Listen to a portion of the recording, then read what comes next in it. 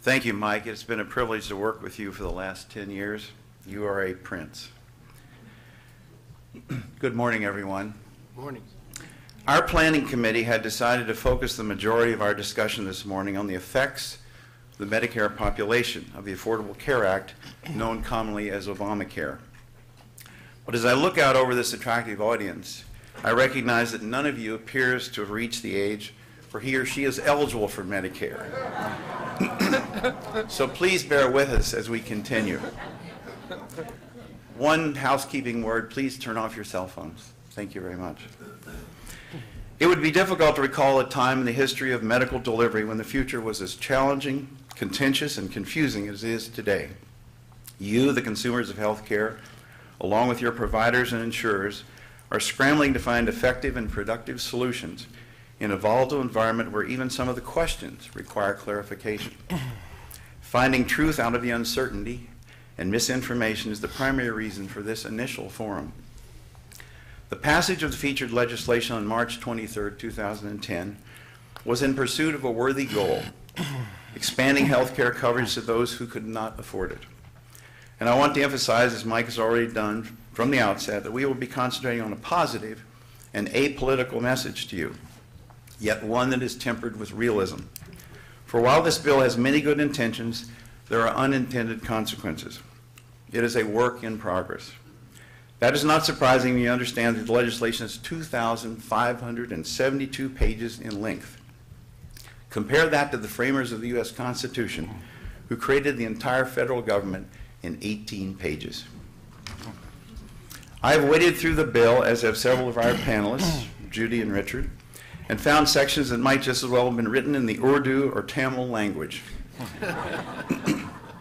The irony, of course, is that the town's planning, zoning, and building department would never approve a project in Palm Beach assembled the way this one was, with completely inexperienced architects, untested construction materials, a woefully unprepared workforce and equipment inventory to develop the project, a voluminous plan that few people actually read, and the unanswered dilemma of how to pay for it.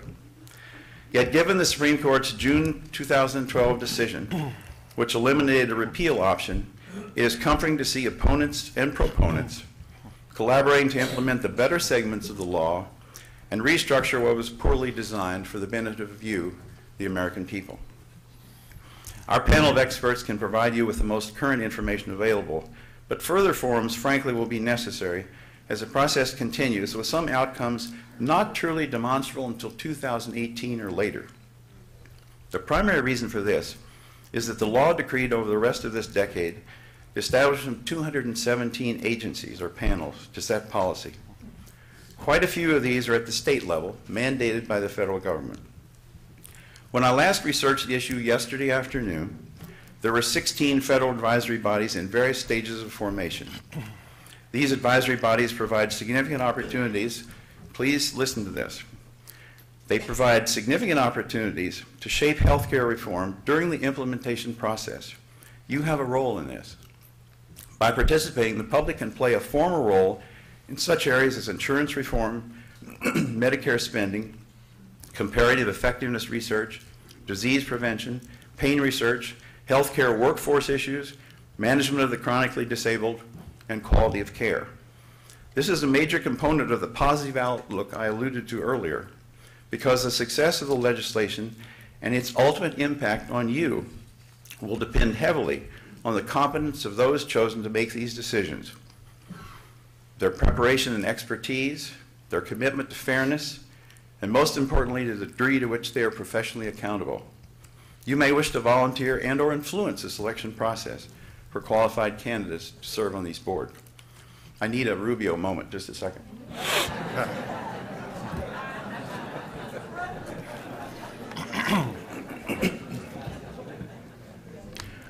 All eyes will be on the establishment of the Independent Payment Advisory Board, assigned to develop detailed proposals to reduce the per capita rate of growth in Medicare spending. The 15 members of the IPAB will be appointed by the President with advice from Congress.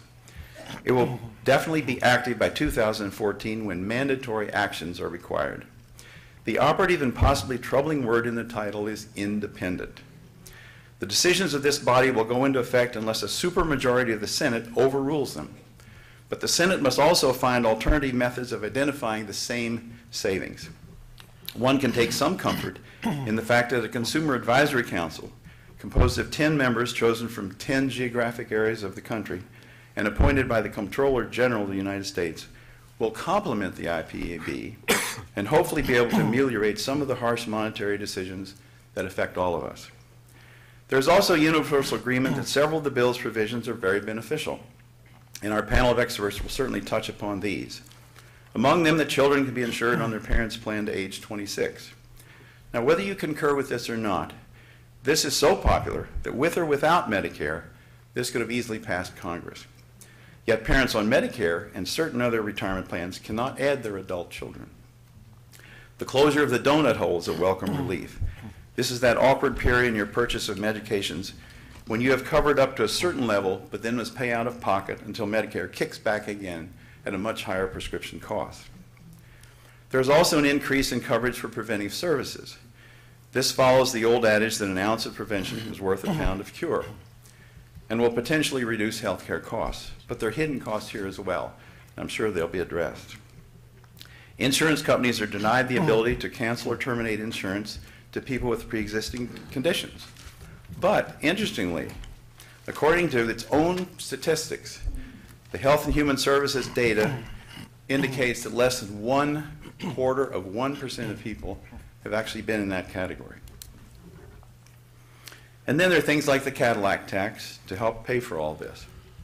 In Palm Beach, it probably should be better considered or referred to as the Maserati tax. But this tax will begin in 2018 with tax insurers being given a 40% excise tax for high premium policies. You can guess who picks up the tab. This is one of many taxes built into this bill. The $758 billion being taken out of Medicare is not nearly enough to pay for all the commitments that have been made. That's why it's facetiously referred to as the Unaffordable Care Act. Our goal is to alert you to the future. With that intriguing remark, I'll return to our experts to delve into this from their special vantage points for the edification of our audience today. Our first speaker from the panel will be Judy Goodman. And Judy has a very impressive bio, which I've condensed, Judy. Judy's an attorney, is president of Judy Goodman, PA, a public policy law firm that consults for clients on public issues and represents public agencies and healthcare facilities. Formerly editorial director for WPEC TV, the CBS affiliate, Ms. Goodman served as an on-air expert on the Affordable Care Act for WPTV last June and answered viewer questions live when the Supreme Court decision was rendered. She is adjunct professor of healthcare law at Florida Atlantic University College of Business and teaches both graduate and undergraduate students. Judy, we need to hear from you for the legal part. Thank you, Dr. Dennis. Good morning. Good morning. Raise your hand if you're on Medicare and have Part A, which is the hospital insurance part. B is, okay. Congratulations. You have already met the definition under the law for having minimum essential benefits. You will not have to face the penalty of a tax called the individual shared responsibility when you file your federal income tax return with the IRS. Bravo, you've already done it. But now let's learn about the people that are not so lucky, and there are 4 million of them here in Florida that are uninsured. Currently, all of their care and costs get cost shifted to you in your insurance premiums. So we're going to try to balance this out today and understand what the purpose of the law is. The folks, the 4 million I'm talking about here in Florida, these are the folks who won't buy insurance. They don't qualify for an exemption, and they would have to pay under the law a penalty as high as $2,085 for their family of 4 by 2016 if they make up to $110,000 or 2.5% of their income if they make more. The Affordable Care Act is a federal law. It was passed by Congress and signed by the President on March 23rd, 2010. The Reconciliation Act was passed a week later. 2 laws, both called ACA. Everyone must purchase health insurance with minimum essential benefits or potentially pay the penalty for a noncompliance. That, in a nutshell, is the law. That's the law. It's not that confusing, yet ever since the law passed 3 years ago, there's been nothing but fear-mongering, hand-wringing, and all kinds of spins. But hopefully today we are going to answer your questions in a way that you understand the truth from the fiction. Same kind of silliness, by the way, went down and around when FDR proposed national health insurance in the 1930s, and again in 1965 when Lyndon Johnson got Medicare in to cover the poor and elderly. But today, probably not one of you would give up your Medicare. It's wildly popular. So perhaps we're going to see the same thing over time with ACA. But my focus today is ACA's impact on Medicare per the forum's request. First, what was the intent of the law? It was to preserve private health insurance and make it accessible to more people through marketplace exchanges that'll be online by this October, similar to the way you sign up for Medicare right now. It's to improve prescription drug coverage in Medicare and extend the life of the Medicare Trust Fund by at least 12 years because people live longer, they're older, they take out on average 3 times more than they pay in. So when we're talking about entitlement benefits, it's us.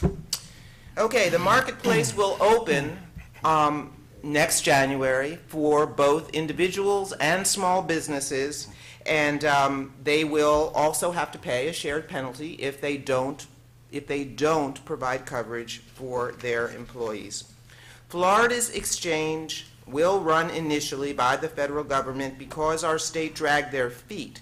But many of the law's provisions are still sort of under scrutiny in the sense that they're proposed regulations and they're going to phase in over the next 4 years. So when they get clarified by regulation, that gives you an opportunity to have your voices heard in clarifying that through the administrative process, because lots of agencies are still sort of out there with proposed rules.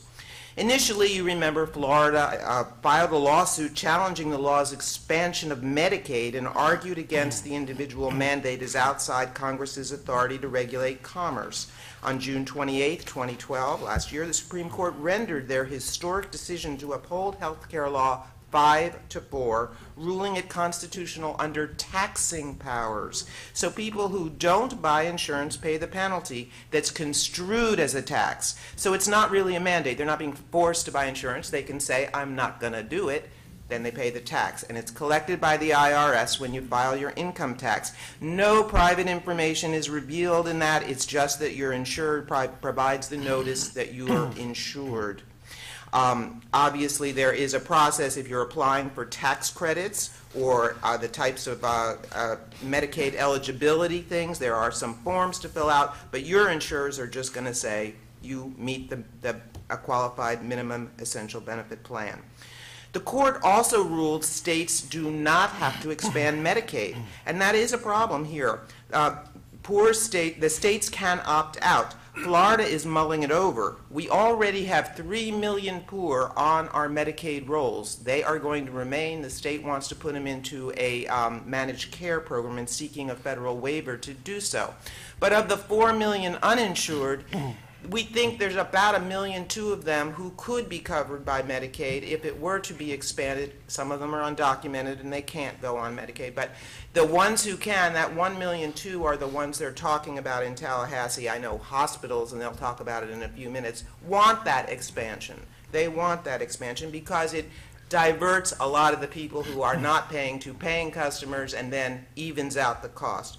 Medicaid, the problem here is that Medicaid already costs $21 billion to this state, and that's 1/3 of the state budget. So even if the federal government is paying all of it, which they claim over the next few years, that is a very big number as a state to have to wrestle down. But we have seen some signals that health care costs are coming down as hospitals and doctors get more efficient in reforming themselves under the law.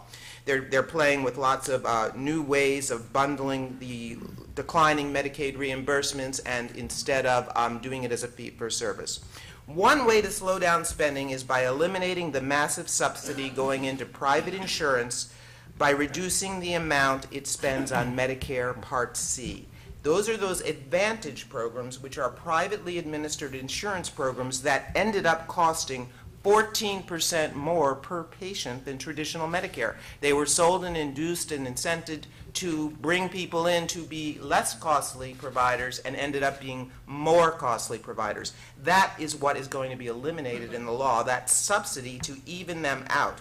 So what is now in the law for you as Medicare recipients, beneficiaries? The preventative care is covered, and the gap in Medicare prescription drug coverage will be closing. Now, who's going to pay for all this stuff? More than half the cost comes from an additional Medicare tax of 0.9% of your income. Obviously, remember Medicare, the Part A, some goes paid by you, some by the employer. This is above that. This is a 0.9 on top of that. There's also an investment income tax, 3.8 above certain thresholds. But on the 0.9% of the additional Medicare tax that people pay when they're wage earners, if they're married and jointly filing and having incomes above $250,000, that's who's going to pay that. The 40% excise tax on the Cadillac insurance policies Dr. Dennis mentioned means if you have a policy in excess of benefits of $27,500 for a family of 4, if you're a single, above 10K. Pharmaceutical taxes, medical device taxes, and federal tax on indoor tanning are small other things. Another big offset, though, primarily comes from the intended cost savings due to more aggressive prosecution of Medicare fraud, and that is a huge growth industry here, and a reduction in the overpayments to the insurance companies I've already mentioned. So how does it affect you on Medicare? More discounts on generic and brand name drugs when you reach the donut hole. By 2020, it's going to be closing. More public health screenings, more preventative care, and you already get a one-time wellness visit when you sign up, and you may have already gotten the $250 rebate back when you reach the donut hole in 2010. If you want to know those benefits, there's a website called www.healthcare.gov. That is where you go to find the benefits all spelled out.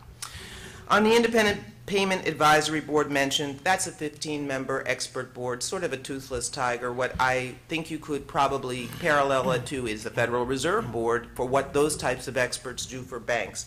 Basically, they're going to be tasked to keep Medicare costs in check, that they will submit annual cost-cutting proposals to Congress whenever the 5-year growth in Medicare spending per beneficiary is expected to exceed a set growth limit. 0.5 is the first one. They cannot restrict benefits, ration care, or raise premiums, and since Medicare is now below the spending threshold, don't think you're going to have to worry about that. Congress can block their recommendations anyway, and I think they do pretty well at that most of the time. I'm going to answer the rest of your questions during Q&A in order to give my fellow panelists a chance to spread their information.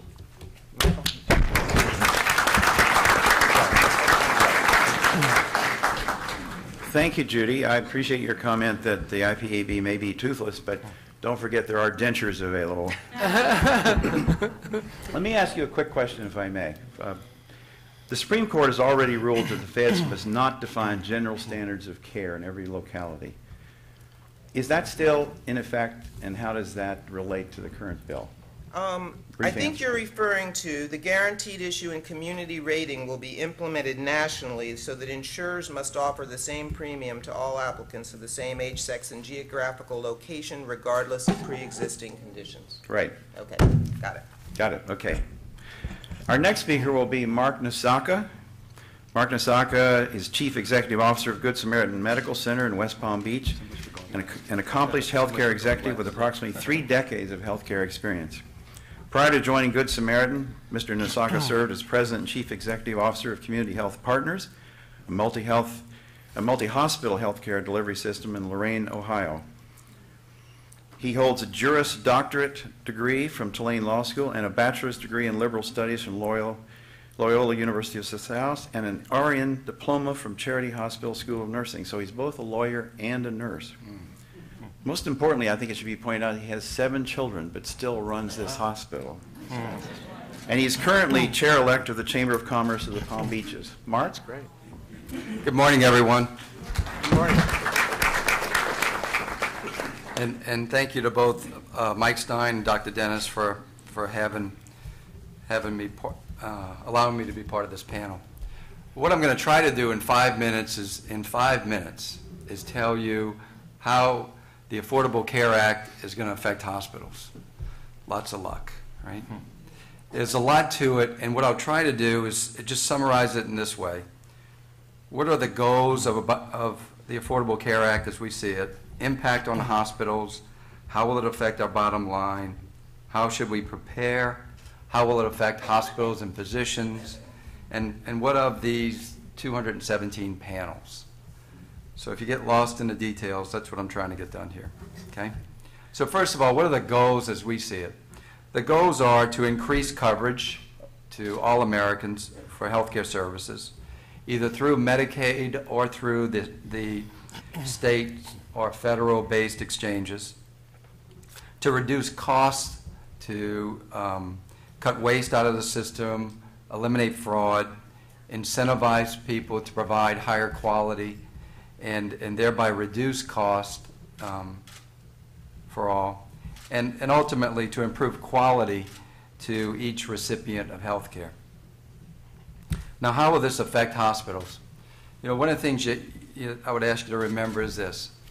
Anytime the government wants to cut costs in health care, it reduces payments to hospitals. And we become the rationers of care, if you will. You'll never see a politician get up and say, we're going to ration health care. But you will see them say, we're going to reduce payments to doctors and hospitals. And then we have to collectively work to figure out how we're going to provide high-quality care without spending money. And so we become, in effect, the rationers of care for all of America. And so that's what's happening here. What are hospitals in a nutshell? We're institutions, obviously, to provide care, and we invest in brick and mortar buildings, facilities. We invest in technologies, whether it's Da Vinci robots or electronic health records, and we invest in people, whether it's doctors, nurses, or other folks. So when you think about what hospitals do, that's how we invest our money to provide health care. So how will this affect us? Well, firstly, if we're going to have a contraction in what gets paid to hospitals for care, we're going to have to contract in what we pay out and invest in these other systems. Now, where we're investing today is we're investing in the electronic health records. We're investing millions in data systems that will allow us to keep track of patients, to keep track of conditions, to monitor care more fully. So over the last 10 years, you've seen hospitals that have had sort of a building boom, building new facilities. Now what you see is hospitals slowing that down and engaging in things you can't see, which is the digital hospitals, electronic health records, et cetera. We're doing that today, and so even before we get into the period of Obamacare, we're spending money to get ready. So this thing is already costing us money that doesn't equate to new care today. It's preparation for next year and beyond. What we are going to see is the uninsured get insurance. And so for that percentage of care that the doctors and the hospital provide for free, because by law, if somebody comes to the hospital and they have a life-threatening condition, we have to take care of them for free. Now, I think we all would agree that that's a good thing, right? Anybody who's got a life-threatening condition shows up at a hospital, you're going to get care. The problem is the hospital has to find a way to pay for it, and the doctor has to give up his or her time to take care of that patient, whether they get paid or not. So basically, we become the free part of the system. So in that light, we're not going to be the free part anymore. All of those people will get insurance, and we'll get some payment for that. Now, I'd say to you, it's probably going to go the way of the airline industry.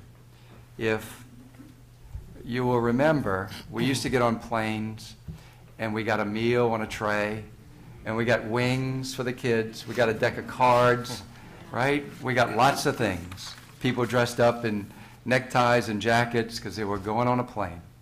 Now they wear pajamas and you got to pay $3.50 for a Coke.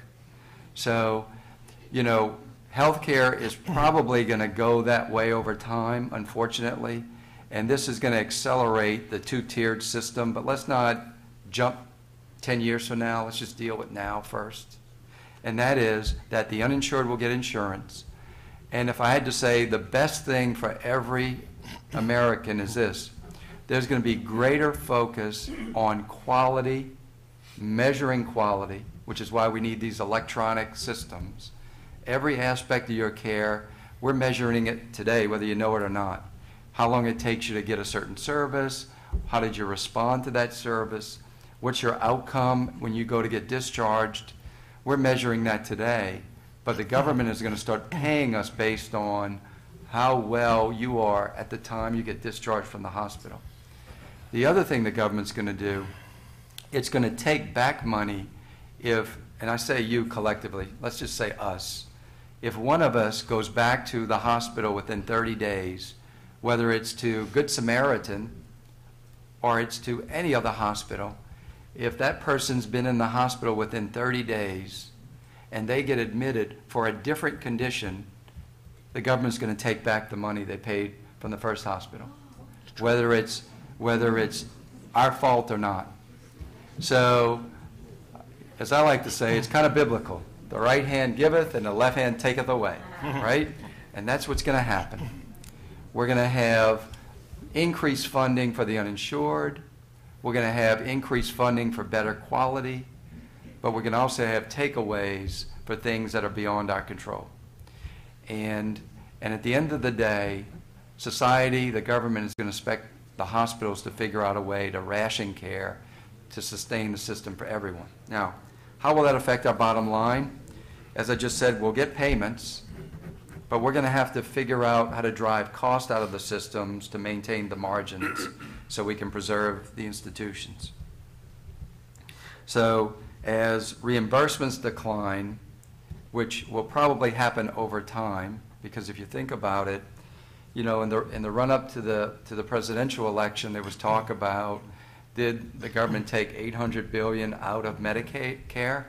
And in fact, the government did take $800 billion out of Medicare.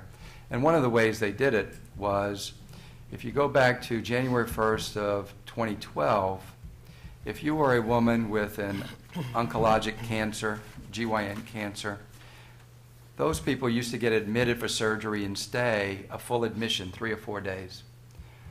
With the stroke of a pen, those people now get admitted for something we call observation status, which is, it's an outpatient procedure that lets the patient stay in the hospital for a whole day. And the government basically cut the payment by probably 2/3 overnight.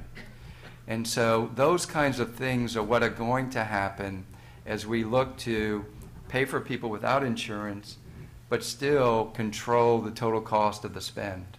The government will cut our reimbursements in other areas, and we'll have to look for ways to drive cost out of the system. One of the ways they're going to help us is we're going to measure patient satisfaction and other what we call core measures, quality indicators, that the government will either pay us 2 or 3% of what they pay us today by achieving those quality metrics, or the government will take away 1 to 3% because we didn't score as well as other hospitals. So that's how they'll incentivize us to make quality uniform throughout all the institutions. But in terms of how they're really going to pay us, stay tuned. Nobody knows until we get to that fiscal year, and the government then decides how we're going to pay for it this year. Okay? So now, how can we prepare? We can expect upfront costs. We need to reduce costs from the system to preserve our margins. We're going to track hospital performance in every way imaginable. We're going to network beyond the 4 walls, such as if you take an institution like, say, Morris Life out on the west side of town that has a full spectrum of post-hospital care for seniors, and there's other fine senior facilities in this community, some right here on Palm Beach Island, like the Carlisle and others that we network with. We're gonna work with them to devise ways to ensure that the post-hospital care matches the doctor's orders. So that way, you don't have people not taking their medicines and they have to get readmitted in 20 days. So there'll be more networking like that. We'll focus more on keeping patients satisfied, and then we'll partner with other providers or insurance companies to try to absorb some of this risk that's going to happen. How will it affect hospitals and physicians? Every 10 years, the government's role in healthcare either drives doctors and hospitals together or drives us apart. And so for the past 10 years ago, you had less employment of physicians. 10 years before that, you had more. We're entering that phase where you're going to see more employment of physicians, where doctors are looking for safety nets from all of the changes they're going to experience. And we need to have partners in the delivery model. So we're going to employ more doctors to make sure that we have doctors on our team as we try to make all of these changes into how we deliver care. They're experimenting today with bundled payments where they take and they pay us one fee, and now we, the hospitals, have to sit down with the doctors and negotiate with them how much they'll get paid, negotiate with the device manufacturer how they'll get paid, and we basically become the rationer of what do we do with this limited amount of dollars. And oh, by the way, when they bundle the payment, they're not paying us more, they're paying us less. So, and then the other entity that's coming into the market are what we call ACOs, Accountable Care Organizations. And that is, if you look at an entity like Humana, that would be the best example I can think of. Humana has lots of seniors in a network, and they manage every aspect of care to ultimately drive quality and drive the bottom line. ACOs are networks of physicians that will either have a hospital partner or a contract with a hospital. The government will assign patients to the ACO, and the government will pay them based on achieving quality metrics. And if the physicians in there are able to achieve these quality metrics, there'll be bonuses, and if they don't, there'll be penalties. So it's another way to bundle payments in a network to try to drive the total cost down. So we're going to see that happen as hospitals and doctors form a new relationship in the future. What about these 217 panels? Who knows? It's too early to tell. There's lots of things to be worried about, and there's lots of things to be hopeful for. But the fact is, in passing the bill, they said create the law, they said create the panels, but they didn't really define the panels, and the panels weren't created just because the law was created. So what we're going to see is as the government creates these panels will do what all committees do. They do something, and that something affects you and me. And so as it happens, we're going to get greater regulations put upon us. We're going to take more nurses from the bedside and have them reporting data to government agencies. We're going to have to invent pathways for care so that way people get a uniform standard of care. Now, the good side of it is we're already doing that. And it's evidence, it's been research studies that have told us if you have chest pains, when you come to the emergency room, we give you aspirin right away, right? There's things like that that we're going to do for everyone that are going to ensure standard ways of providing care. And that way, we're giving you the best care we know how to give you. So that's going to happen as we deal with the creation of these panels and the work they do. So with that said, sorry if I went over, Dr. Dennis, but thank you, and look forward to the question and answer.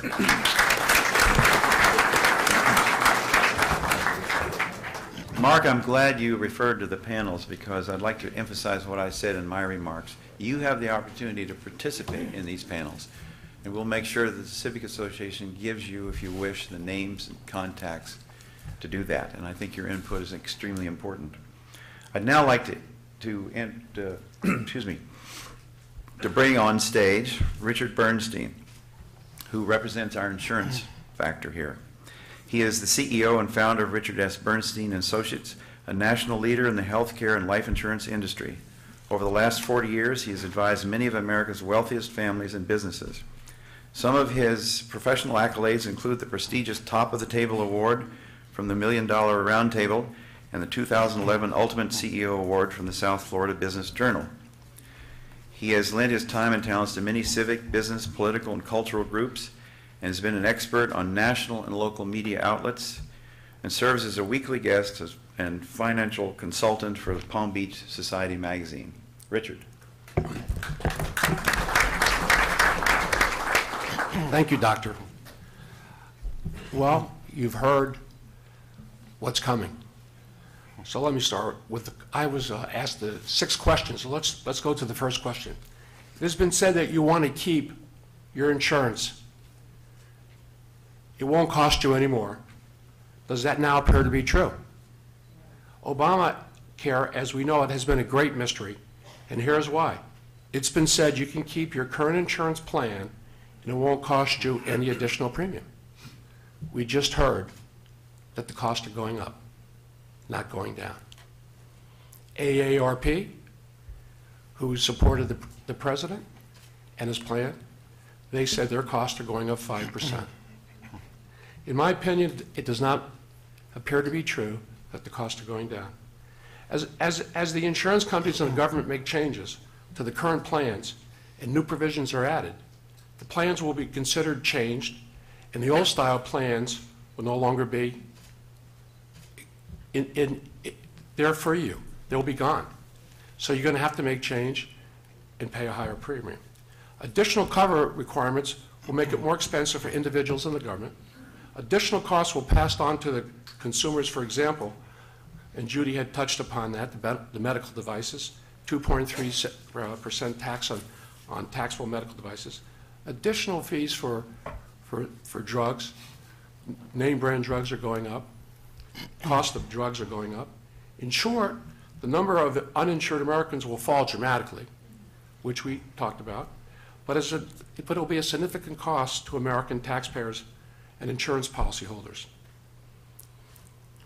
My next question was asked, if a doctor opts out of Medicare, what other coverage can he get, or do you have to replace that doctor? Well, the doctor has a right to treat anybody, and therefore, if he drops out of treating the Medicare patient, you have to find another doctor.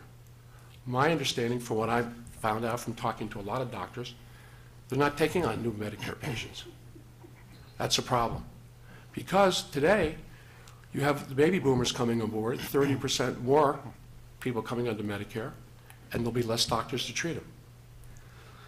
The new law will slash what doctors, hospitals, home care agencies, hospital care, and dialysis centers are paid to care for the elderly. They'll penalize the hospital. And what you just said, I have a very dear friend who's a doctor in Boca. His father went into for operation for a hip replacement. 27 days later, he went in to have his prostate taken care of. The hospital didn't get paid. That's one of the things that was just brought out. You know, and when you get older in life, you have a tendency to use the care more than when you're younger in life. Cut support from Medicare Advantage plans. Judy had touched upon that. That's a big thing for seniors. Everybody talks about the cost, but how about the care? How will the Affordable Care Act affect insurance companies, large and small? Well, the insurance companies, they win in one area and they lose in another area. Where do they win? They have 30 million more people to take care of. And who's going to help the insurance company pay the premiums? You and I. The government says that if you don't make, I think it's $92,000, that they will help pay the premium for these people to be covered. That's how they're going to make money. Insurance companies also are now, a lot of them, like United Healthcare and the Blues, they're very much in the process with the states trying to figure out third-party payers and what they can do. There'll be no changes in the insurance. In other words, when the insurance goes on to the exchange, every company will have the same type of insurance. It's just a matter, is it better to take that policy, or is it better to keep my old policy? Secretary Kathleen Sebelius of the Health and Human Resources told Congress that the private insurance companies will go into a death spiral because of the cost regulations. Under a single-payer system, enterprise, it looks like that will be gone, and you won't be able to compete. I had a client in the last 30 days who had a significant rate increase in their program, about 30%. We were able to negotiate with the insurance company to bring it down to zero. When the exchanges come in, you won't be able to negotiate with anybody but the government. You'll be able to talk to them, and then you'll do what you can and what you can't do. The premium cost. According to Oliver Wyman, the study shows that the family cost will increase on small business about $360. On the large companies, it will increase about $380 a month. With businesses, and here's really the problem, if you take the small businesses between 45 and 80, take the restaurants, take the companies that didn't insure the people working for them, they have to insure them now, and we understand that that's the law and they have to do it. But there's a cost to it. The cost of food increasing at 12% a year, and now you have the cost of health care. Some restaurants, I've talked to some of the owners of restaurants in Palm Beach, as well as Palm Beach County, and they're thinking of closing one day a week so they don't fall into that situation. If you go back to the Massachusetts bill, which Obamacare has taken after, everybody always talked about the good things in the bill. Well, what were some of the problems in that bill? $4 billion increase in cost, $400 less income for the families, and 20,000 jobs lost. One of the restaurants in Palm Beach now, or in West Palm Beach, has put on there the extra cost because of what's happening in the healthcare bill. I'm not saying it's bad. That's not why I'm here. I'm just giving you both sides of the coin as to what you have to expect. We hear about insurance exchanges. Will Florida have such an exchange? As Judy just told us, and it was in the Palm Beach Post, if anybody read the paper on Sunday, it talked about that we missed the deadline and we will be under the federal government's exchange. Next year, we have a choice. We can remain there, we can partner with the federal government, or we can have our own. And they're discussing that now. The exchange is supposed to work, if you think about it. We have a nice grocery store on the island in Publix. You go in there and you go shopping. Well, that's how the insurance exchange is supposed to work in the future. You're supposed to be able to call in an 800 number, or go online, or go in person, pick out a product or something that you feel fits your needs, and that's what you'll be able to do.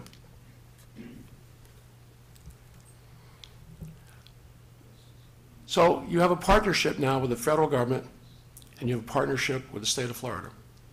The biggest problem that the state of Florida is going to have is the cost of Medicaid. As Judy talked to you about that now, and the one thing in Florida, as we all know, we don't have any income tax. And the cost of Medicaid is X. The question is, in the future, how are we going to be able to afford, after the government finishes paying, or government participates with us, how are we going to afford to take care of the Medicaid patients? It's really important. The hospital said, we need to do it. The government says we have to do it. But we have to plan. We have to make sure we have enough money to make these changes, and we're going to have to live inside the budget to make sure people are covered. There are many unknowns. We've heard that there's $716 billion have been taken out of Medicare. And what is the impact on that? Well, as I said before, AARP is going up 5%. Some of the problems you can expect: widespread doctor shortage, long waits to see a doctor, long drives to see a doctor. Expect delays of implementing regulations and hundreds more of unwritten rules, which we don't know about at this time. A decline of benefits, as the hospital is explaining. There are certain benefits that we had before we don't have now. If you recently, with the PSA testing for men, the government is trying to rule that out. They tried on for women for breast cancer. Nancy Brinker testified in Congress, and they didn't disallow that over age 45 because she did a very nice job. She was a representative for the women and did a great job for them. Seniors will be most impacted by this particular bill because as you get older, you just need to go to the doctor more and you need to get coverage. Now, the government is trying to make us not overreact, not utilize the services, go back to the first way when insurance came into play many years ago with a big deductible and a limit. Well, when I first came into business, you could buy a lifetime policy, major medical, $10,000, lifetime, $500 deductible. Today, I think if you talk to the hospital, it's probably $10,000 a day to be in the hospital. Their cost, very expensive. The mandate has been found constitutional, and the question is how will it work and what are the alternatives and the cost. As an example, for the exchange found in Massachusetts, as we talked earlier, their statistics show that they're the highest level of coverage for consumers, less than 3% uninsured, and that's what the government planned to do with the new Obamacare, the new health care plan. But they pay the highest insurance premiums in the country, and they just got a raise. The premiums went up. And again, I go back to how it affects, and those are the things that we have to look for that's going to happen with us. It's the law, and it's in effect. In our industry, in the insurance industry, a lot of the agents that used to sell health care plans are no longer around. They don't know how to manage it. They don't know what to do.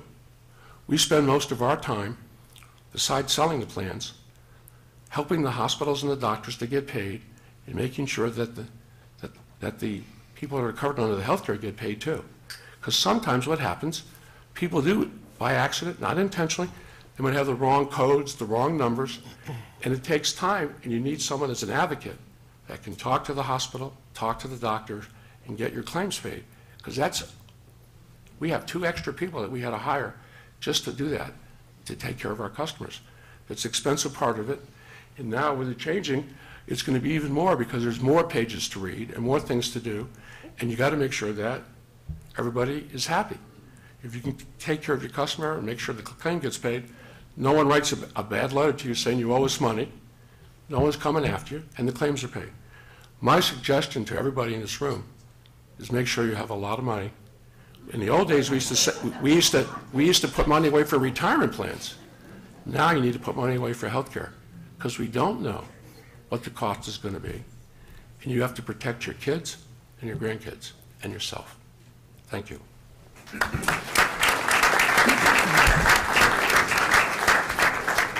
Thank you, Richard. I have one simple question for you. If you had the opportunity to change one thing in the law for the benefit of the people here today, what would it be?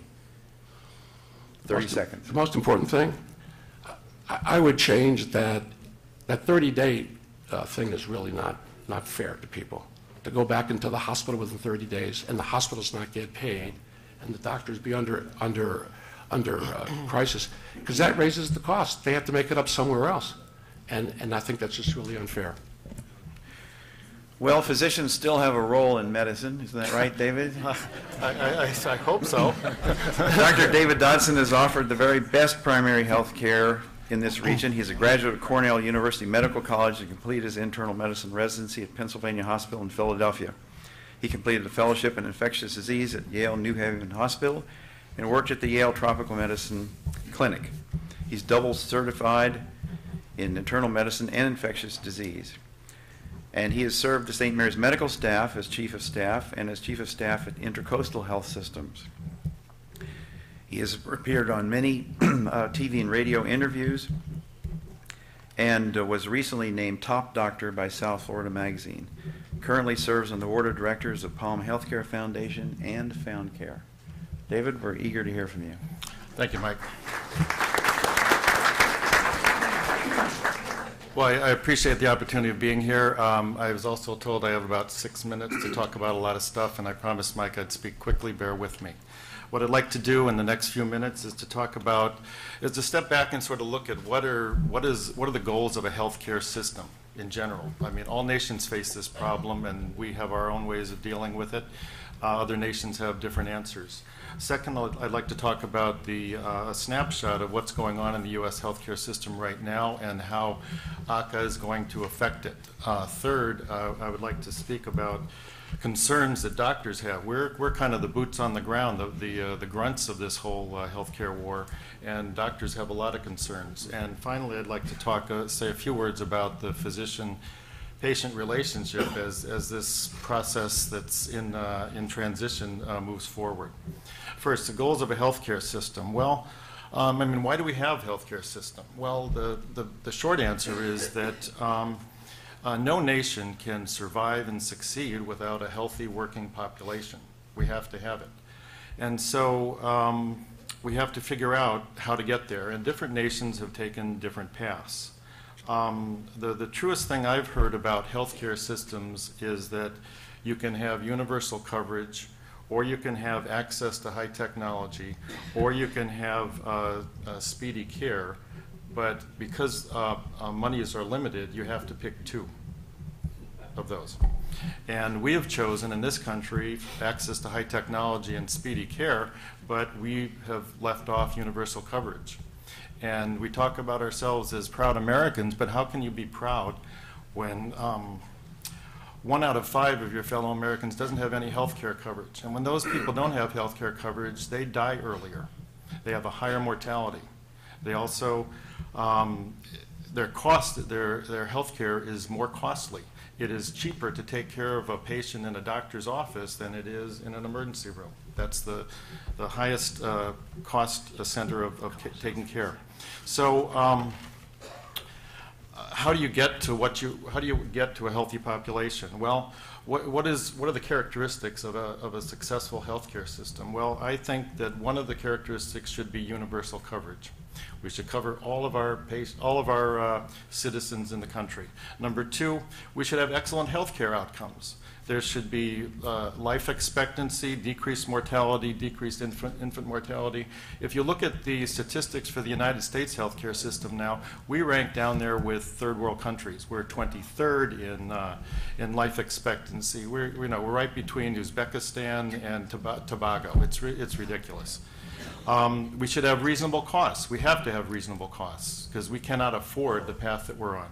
And the final characteristic is we should have high patient satisfaction. Patients should like their healthcare system, be comfortable with it. The number one cause of personal bankruptcy in the United States right now is medical care costs. That does not happen in other countries. Why we do this to ourselves, it's a self-inflicted wound. So to get to universal coverage, excellent health outcomes, reasonable costs, and high patient satisfaction, different countries have taken different paths. Early on, some of the European countries started off with, we will insure all of our people. And then they have evolved different systems. The British said, we're going to do it by nationalizing health care. And in Britain, all the doctors in the hospitals are basically government employees.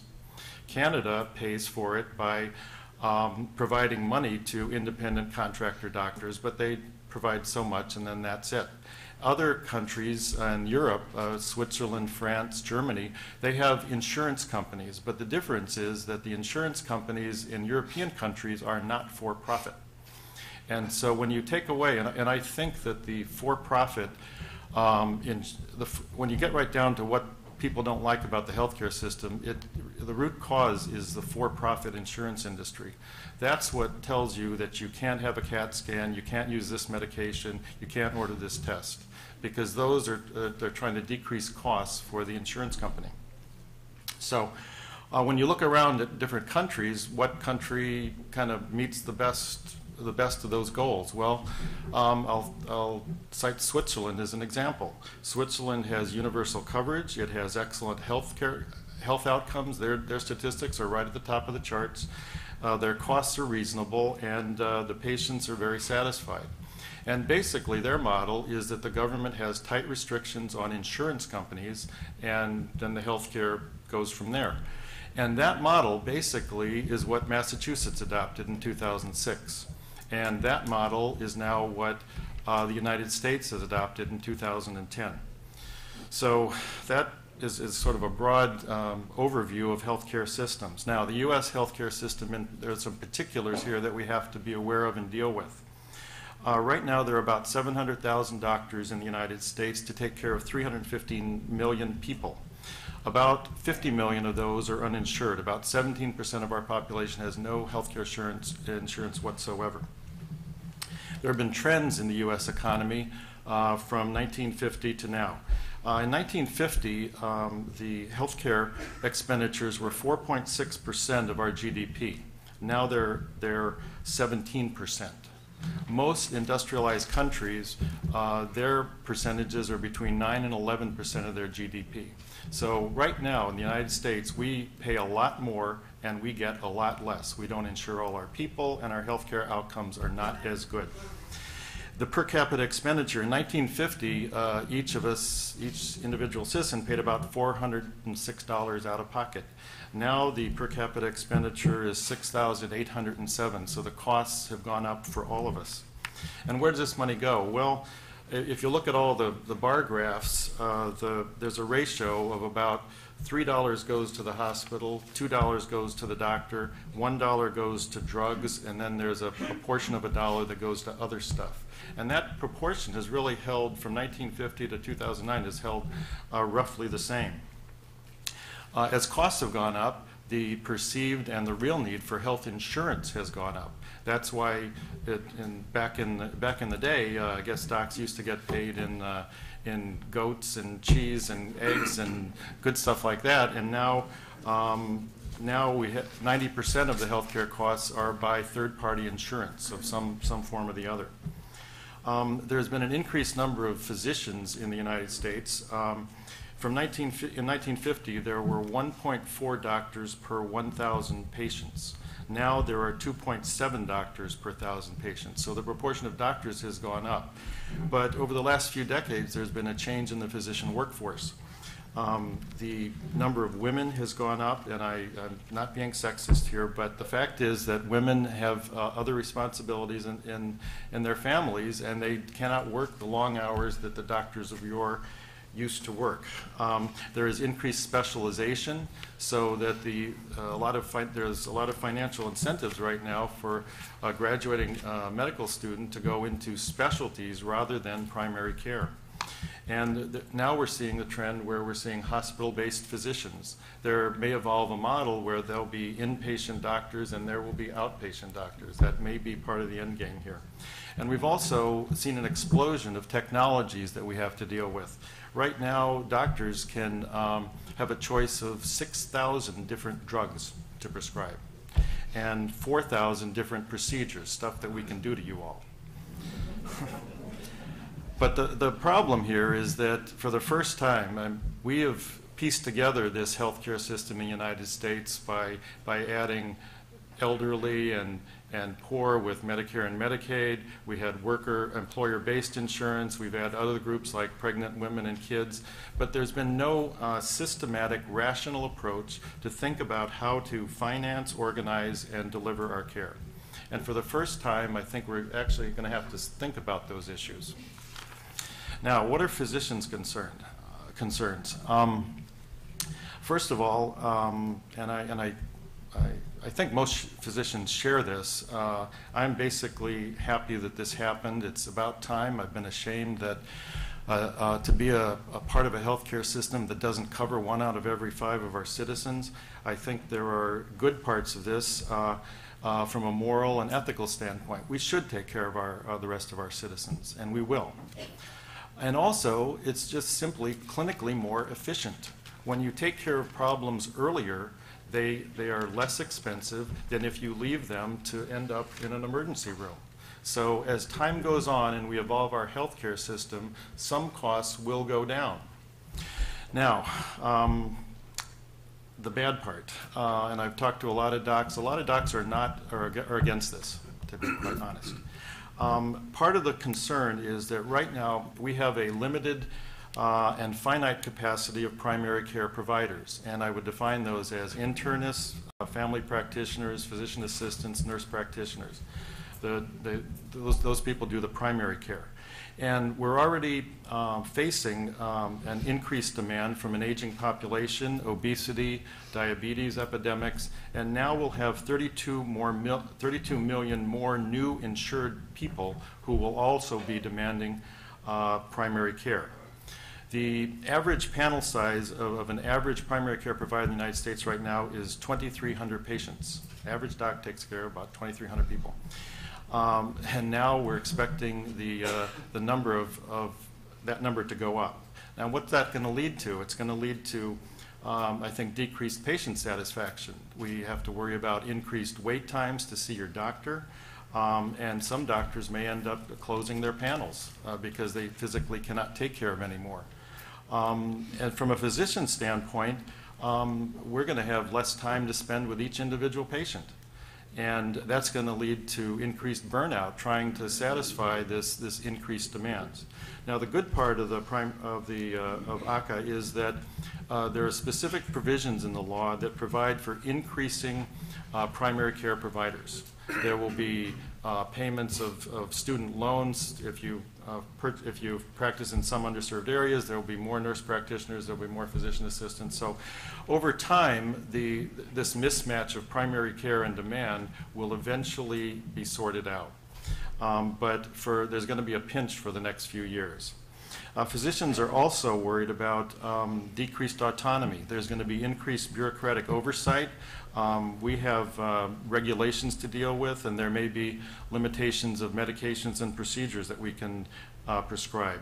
There's going to be an increased administrative burden. The law has specific requirements of documentation that we have to meet. We were told that we had to have EMRs, and my partner and I bought an EMR, and the cost is on us. The government hasn't given me 1 cent. So just as you face upfront costs, so do we.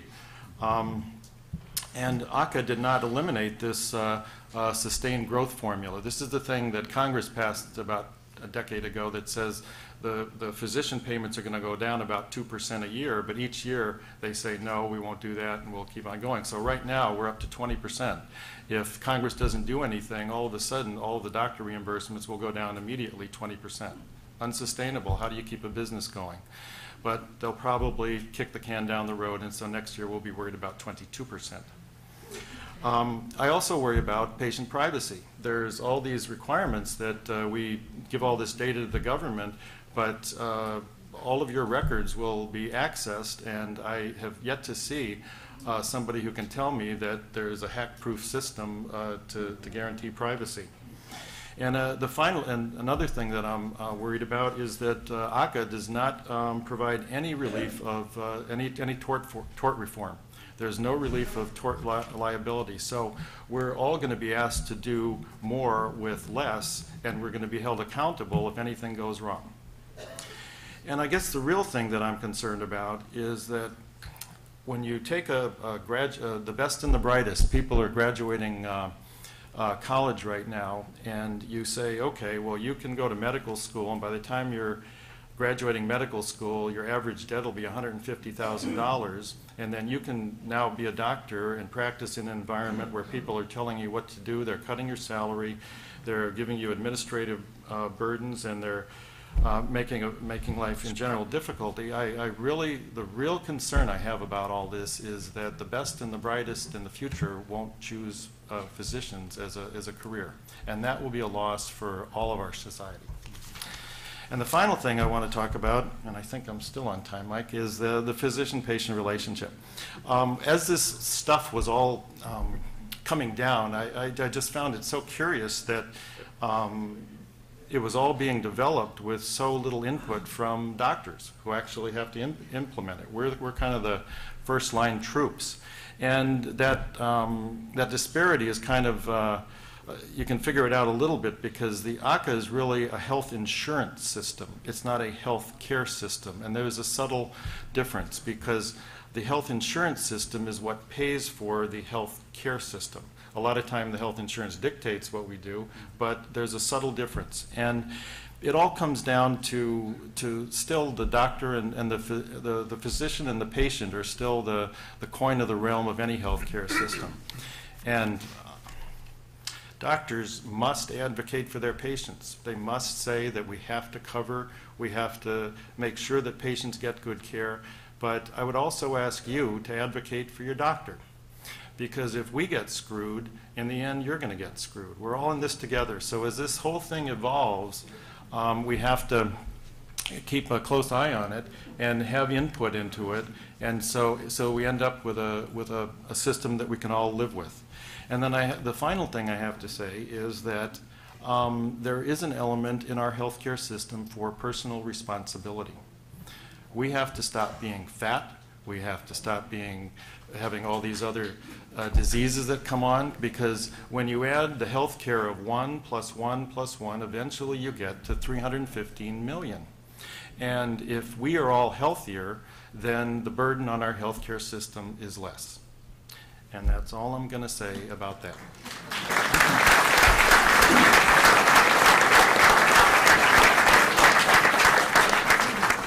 Thank you, David. See, we knew we could fit all 5 of us into 15 minutes. Now, we did promise a Q&A, and so I'd like to open that up to the audience, please. Do we have a microphone available? Bill Diamond, you don't need a microphone. Okay. You said loud. Okay, on the financial end of this thing, what is this 3.8% transaction tax? What kind of transaction? Okay. Bill, come here. Ned, do we have a microphone? Okay. Why don't you speak into this? Thank you, Mark. I understand that there's a 3.8% transaction tax, and it's not clear what transactions are affected by this tax, which aren't, when does it come fully into effect, and I think just about everyone in the audience here will be affected by that kind of a tax. I'll be happy to answer that. Thank you. The thing you're referring to is called the net investment income tax, and the net investment income tax goes into effect starting in 2013.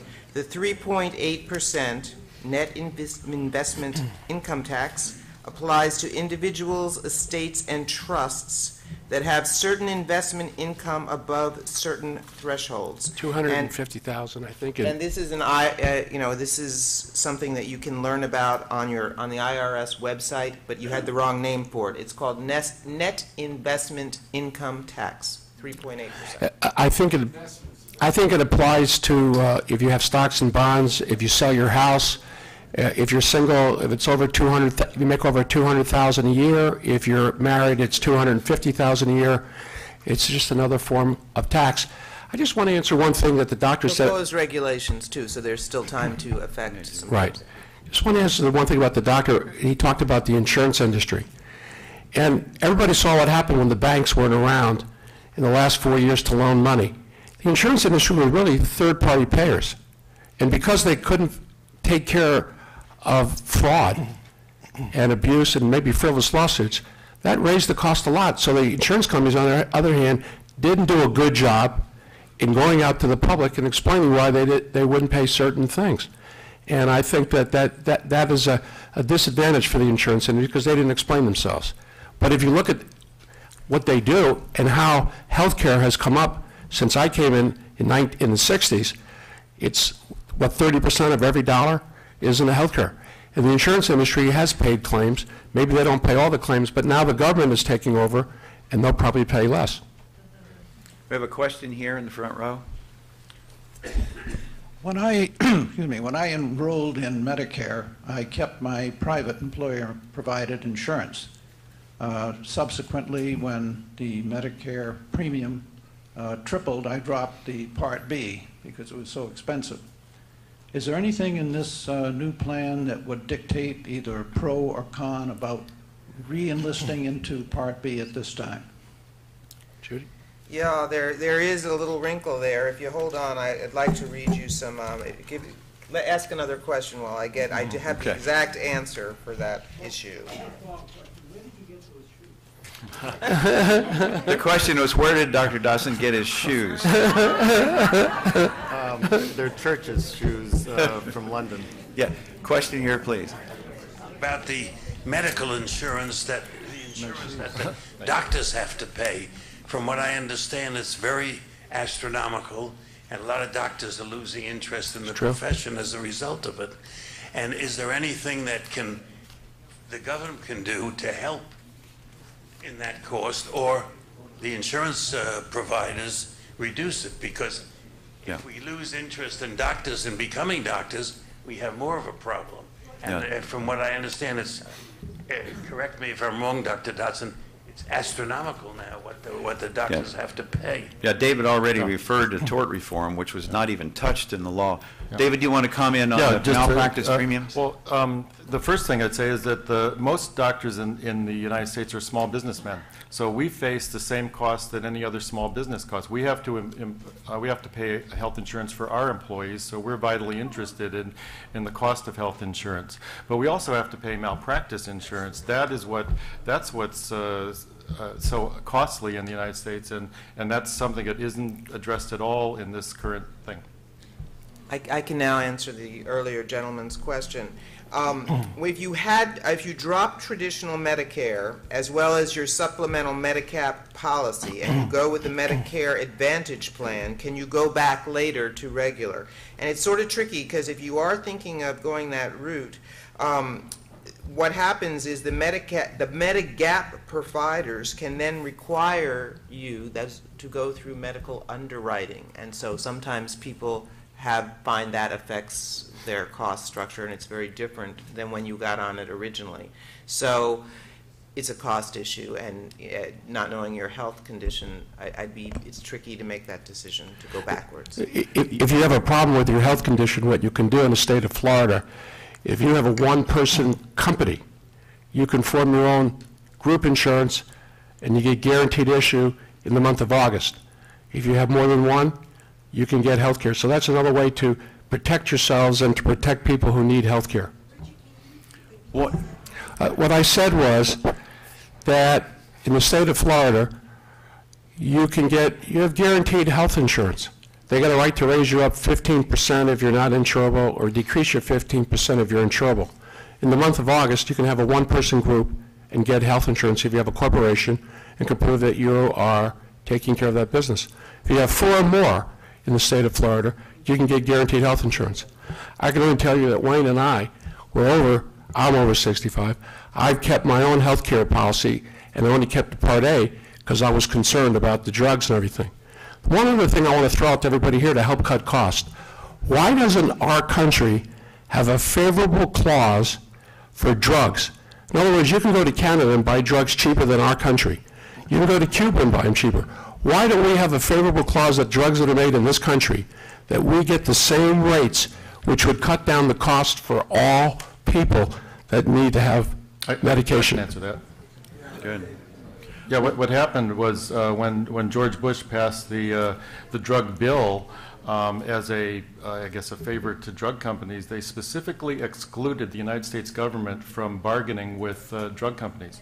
Canada can do that with drug companies. The United States is specifically barred from doing that, and that's why we have higher prices. So we can change that, right? We can change that. Congress can change it, and the President can sign the bill into effect.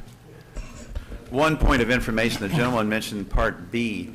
Medicare Advantage is Part C. Don't get them confused. B is for doctors, Right. A is for hospitals, C is private insurance, and Right. D is the option for private pharmaceutical. Thank you, Judy. Another question, please. Keeping us grounded.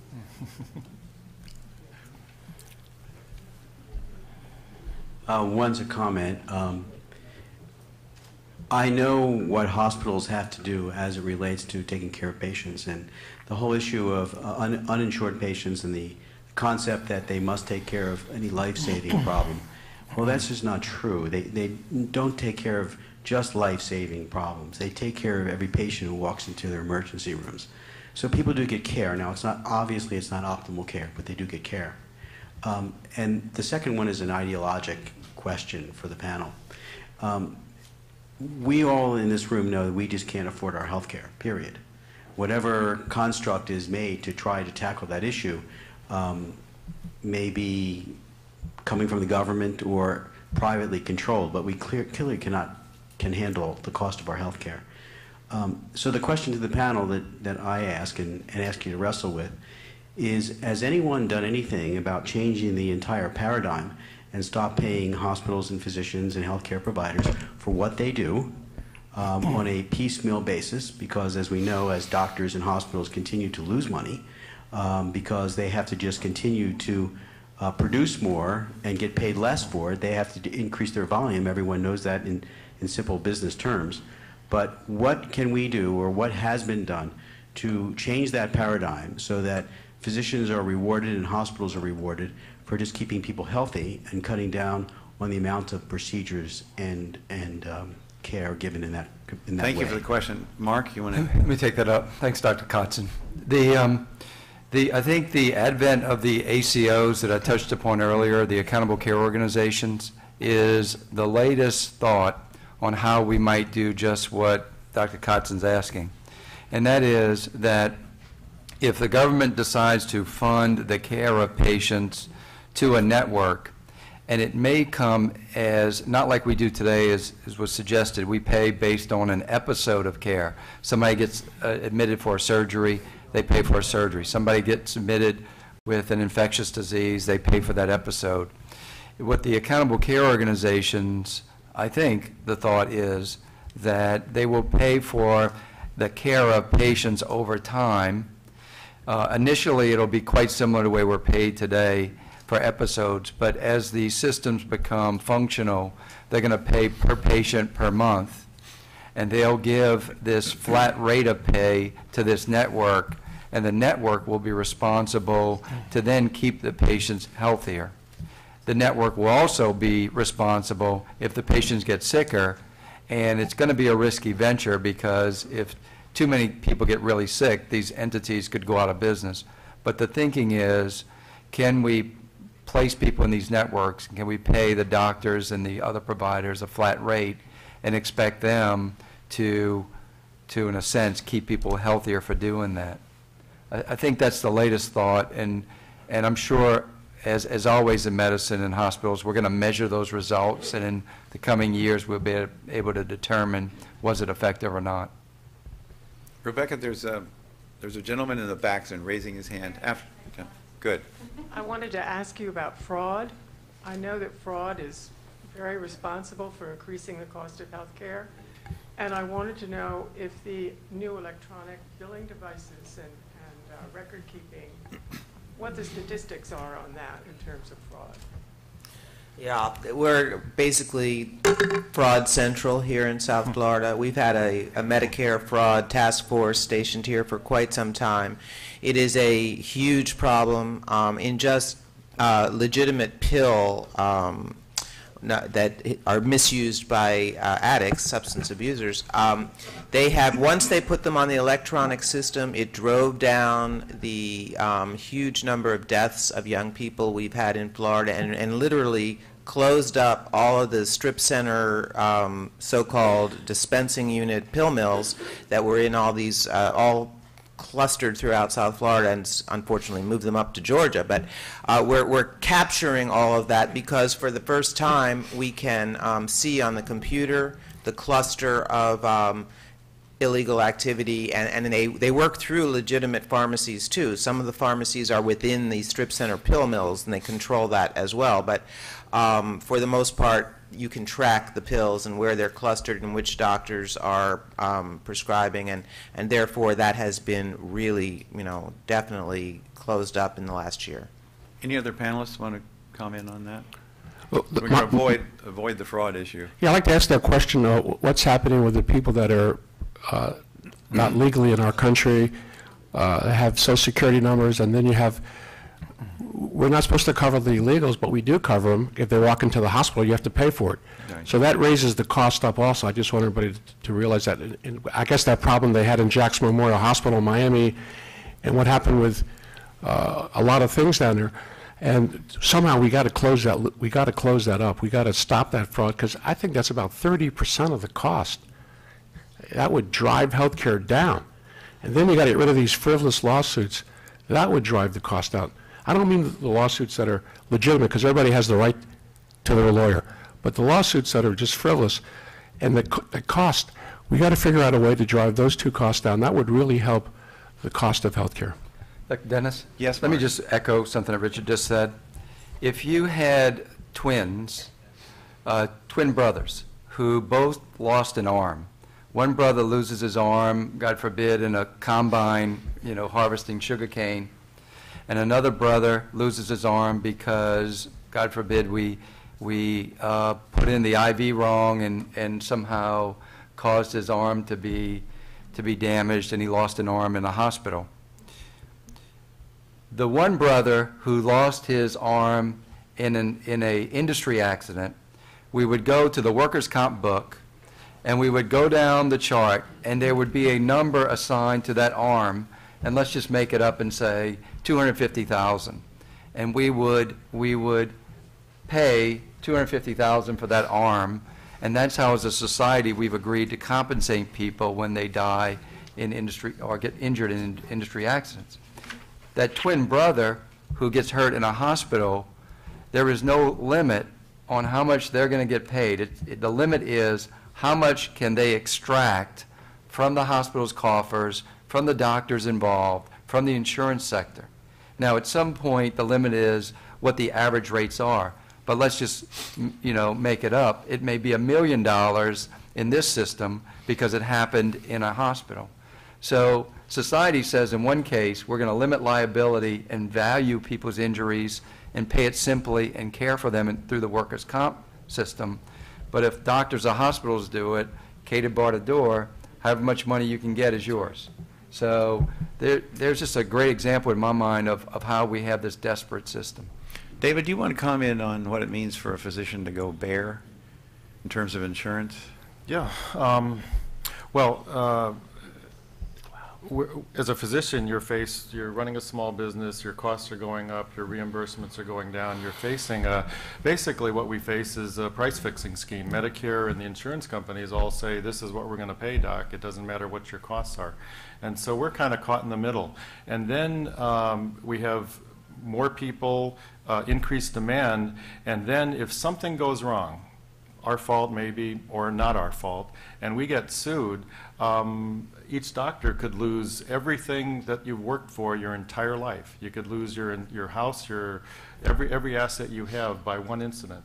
And it's really an untenable situation. The gentleman in the back. In case you have any question, I'm one of the past presidents of Palm Beach County Medical Society. On mid-'80s, we found out that the cost of defending malpractice was average $80,000, but 80% of the cases, the hospital and doctors won those cases. Good personal injury attorneys wouldn't accept those, but the group that we call them ankle biters, they knew it's going to cost you $80,000 to win it. They brought frivolous lawsuit. So if this health care is going to work for this great country, we must treat it like a veteran hospitals. Our VA, who have given their life for this country, they cannot go and sue VA hospital for these various issues. You have excellent panel, they all mentioned that, but we do practice, or we did, I am retired physician, surgeon, but cost of running defensive practice is average 1/3 of medical care and necessary MRI, CT scan, as Mark was mentioning. Thank you very much. Did you have a question? Sue the sovereign immune This public was a agency. comment You about just sovereign immunity. have we a limit. to go and address that issue to make this law workable. Brian McIver, you have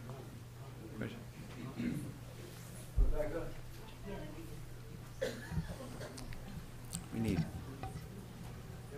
Everybody should have a microphone. Maybe the health care bill will pay for that. Good morning, and thank you very much for your education. I had a question of two panelists. Dr. Dodson, if you listen to the trends that you portrayed, isn't one of the conclusions you come to is that we're going to be increasingly moving to a two-tier medical system in this country, one for the more affluent and one for the so-called middle America, or the less affluent, to where you see concierge doctors reducing their patients from 2,300 down to 500 to 600. And then the other part of the system is going to be accommodating patients with between 25 and 3,000. Seems to me is that if you're in the more affluent class, you're going to see your doctor within 48 hours. you're going to have a physical that probably you get given an hour to an hour and a half. If you're part of the other class, you're going to probably wait several weeks to see a doctor, have a physical that maybe takes 10 to 15 minutes by necessity. And this is really going to influence the quality of outcomes. David, you want to comment on that? Yeah, just, well, in every country where there's a single-payer system or a, universal coverage, there has always evolved a two-tier system. It happens everywhere. And I think this will probably accelerate the development of a two-tier system, just as you described. And your other question? To Mark, in terms of the long-term trends we're talking about, I'd just be curious as to what the role of profitability has been in terms of the ever-increasing cost of health care. Right. This is a public stock. This is a growth industry. People invest in growth industries because profits are increasing. Right. And I just was curious as to what the level of profitability is of the hospital industry compared to the rest of industry, what the level of margins is, because you referred to margins several times. Right. And second, with your left hand, you're managing patient care. With your right hand, you're managing stock price. How do those two hands come together, and which is dominant? Right. So let me approach it this way. I'm sorry. No, go right ahead. Okay, I just didn't get the applause. Because in a nutshell, healthcare today requires professional management to balance the delivery of high quality while providing it within their available resources. And so to sort of champion either one is to sort of take a blind eye to how healthcare gets delivered. And so we are constantly drilling down every day on our quality metrics. Do people get that aspirin when they come? One patient who doesn't get the aspirin is not acceptable. So we're constantly drilling down to make sure in every case we have these quarterly meetings with everybody involved where we're looking at 200 metrics on quality. Did every patient get what they were supposed to get? At the same time, we have to look out and say, okay, they just changed the game. They're going to reduce our reimbursements by 15% over here. Will that work? And how do we go back to our suppliers and say to that joint manufacturer, we're not going to pay you $7,500 for a joint. We're going to pay you $5,800. We've had to collectively sit down with, say, all of the joint manufacturers and say, guys, we're no longer going to pay you different rates. We're going to pay $5,800 for a joint. I'm making up that number. And whoever wants to be a supplier is going to have to pay at that fair market rate. And so those are ways that we try to balance both of those. And if we let either side be the dominant side, we'll go out of business. If you let just the quality be the concern, we'll overspend so much that we'll close the doors. And if we just focus on the bottom line concern, we will stop focusing on the quality, and the customers will say, hey, we're not getting value. So hospitals today require professional management to everyday balance those complex issues. And I can tell you there's some days when I go home and I need my head examined. But at the same time, what we're doing here, It's those 7 children, Mark. Well, let me say this. We're in the people business, right? We're trying to provide people with quality of life for a future. And that overrides all of the headaches we deal with on a daily basis. And there was more to your question about the economics, and I know it was an intelligent question. So offline, if you want to talk some more about it, I'm happy to. Mark, what do you think that costs you to manage that care, if I may ask? We used to be quality. Now you have to take care of managing that. What do you think that cost runs, if I may ask? I can talk generically about it because I know most of the hospital profit margins in the state of Florida, and most hospitals generally run 5 to 6%, but it depends on the payer mix of who goes to that hospital. If you're in a neighborhood where everybody's on Medicaid or Medicare and you're getting a lower payment structure, you're going to probably run 30% loss. You're not going to be a winner. So, we're talking averages here. So, but basically, it's a payer mix and who is in the neighborhood close to that hospital that drives their profit margin, not the kinds of issues that you're, And let me add to that. The bottom line for all hospitals in the industry is a 3% margin. In areas that Judy's mentioned, have affluent hospitals. It exactly. shifts from place to place, but on average, it's 3 cents on a dollar is what our margin is. And so where does that money go? Every year that there's a new CAT scanner that gets invented, or a new Da Vinci robot, or a way to provide care, that a new electronic health record, that money for those new technologies has to come out of the margins that get produced. And so if you take, like us, where we're owned by a company, the company doesn't pay dividends. Earnings today go to technology tomorrow. And that's how we sustain ourselves without requiring a donor to give us money to buy that new piece of equipment. But the margins are quite slim, and it's tough business. Ned Barnes, who controls the Civic Association, just told me that if we stay much longer, he'll have to serve lunch. So we'll have one more question, please. One more. I have a question. I have dual citizenship, American and German, and I have a very good German private insurance. So in the case of people who have their insurances from somewhere else, how would this work? Obamacare. I don't know. Anybody? So the question you're asking is if you have German insurance and you're a dual citizen. You might be better off going back to Germany. That I think is true. No, the question is, you're saying, how does your policy work? Well, no, I know how my policy works here. I pay and they repay me in Germany. But as Obamacare is by law, would I be then forced to pay again here? Existing policies are grandfathered in under the law. So it's Even those which are not American? that I'd have to research specifically. Please do. Okay. Thank you.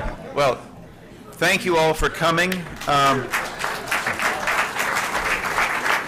Thank you for being here. I'd like to acknowledge the visionary leadership of the Civic Association and its Healthcare Committee with co-chairs Mike Stein and Dick Conroy. I have one last word for you, please. The last word is that based upon what you've heard today, I would suggest you do everything possible in diet, exercise, medical management to stay as healthy as possible. And I wish you good health. Good job. Very good.